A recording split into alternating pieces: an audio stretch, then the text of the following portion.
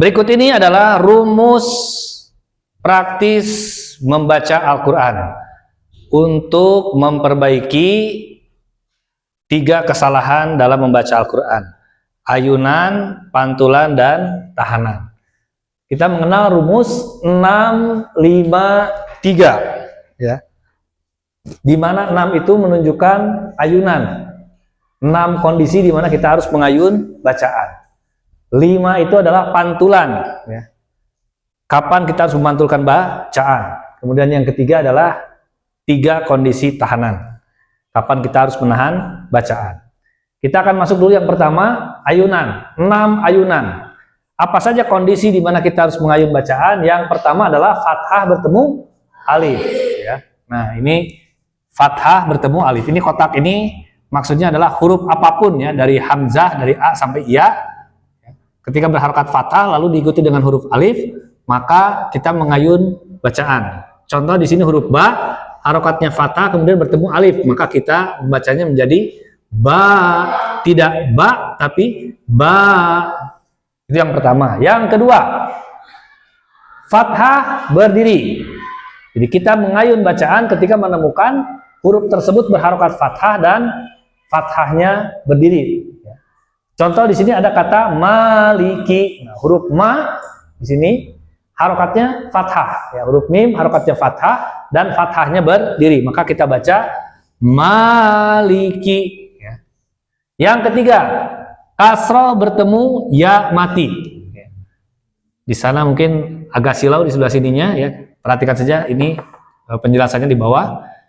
Huruf apapun harokatnya kasroh kemudian bertemu dengan ya mati, maka kita membacanya diayun. Contoh, huruf fa harokatnya kasroh bertemu ya mati, maka kita membacanya fi.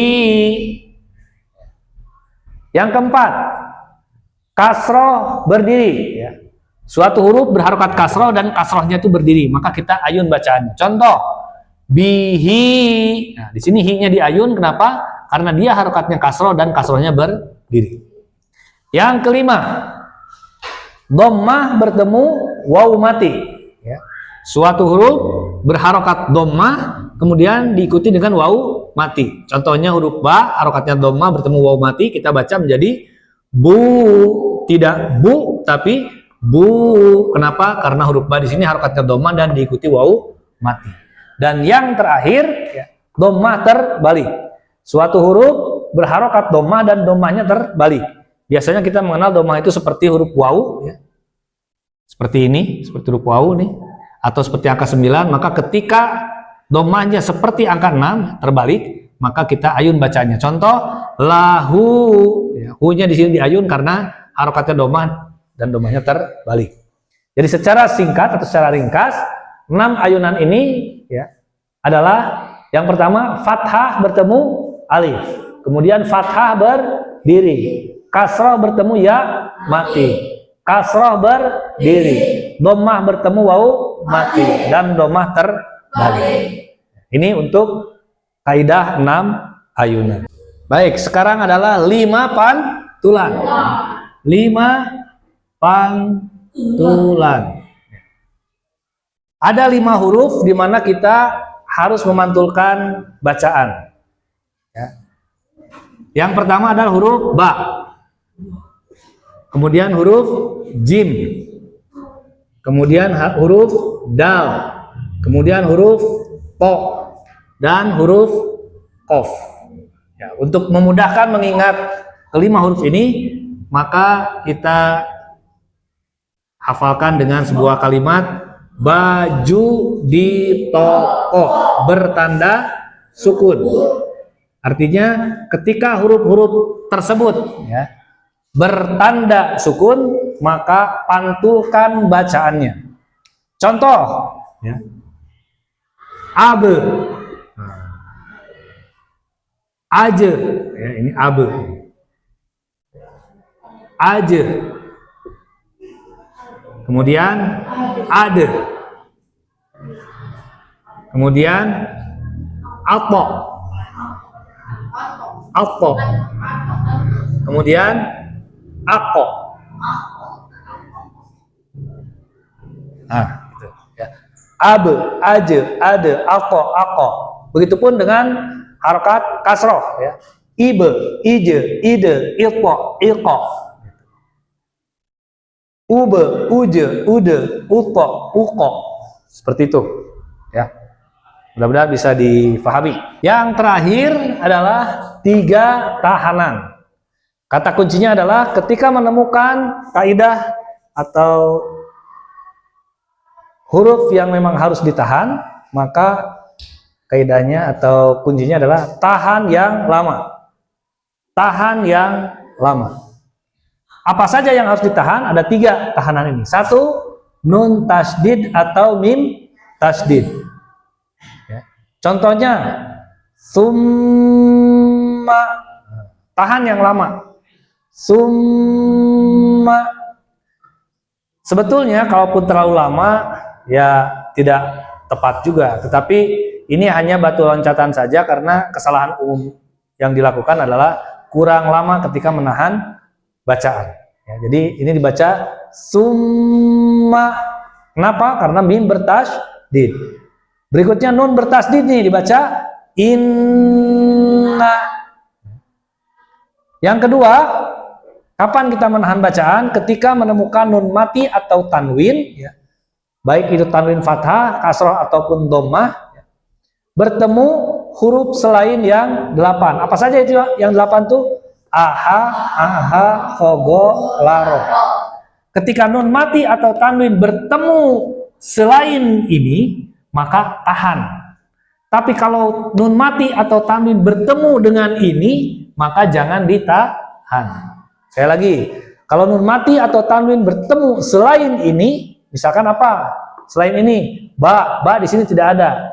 Ya, ta tidak ada, sya tidak ada. Maka ketika nun mati atau tanwin bertemu selain huruf yang di sini, huruf ba contohnya, maka harus ditahan yang lama.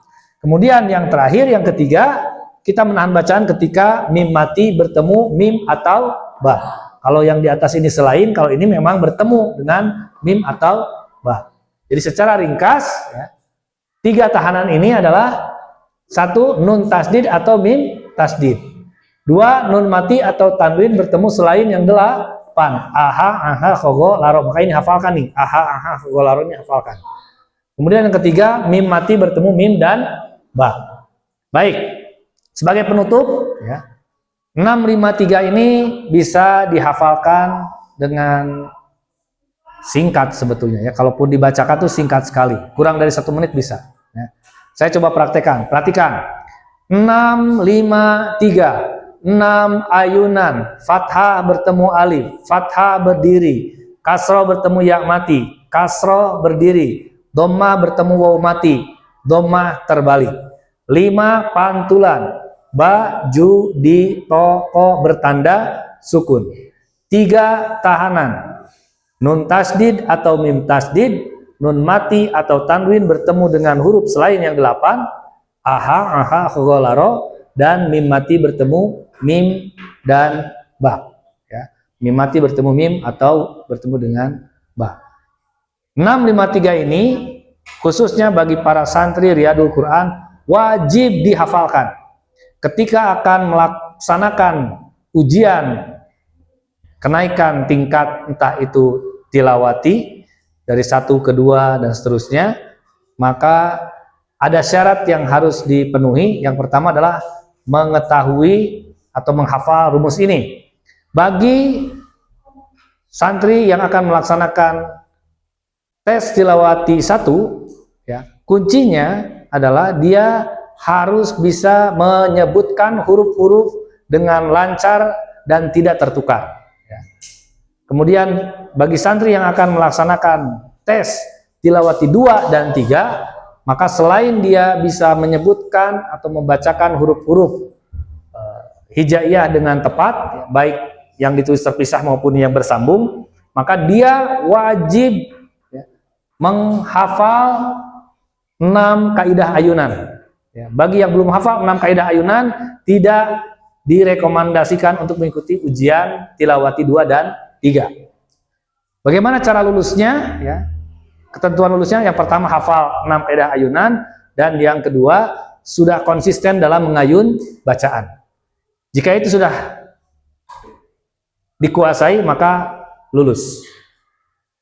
Bagaimana dengan santri yang melaksanakan tes tilawati 4, 5, dan 6, maka dia harus menguasai 653, mobil khususnya ini yang 3 tahanan ya, karena di tilawati 4 sudah mulai ada materi tentang tahanan. Jadi harus menguasai atau harus menghafal 3 kaidah tahanan nih yang di depan ini. Dan kata kuncinya adalah dia harus menahan dengan lama, tahan yang lama.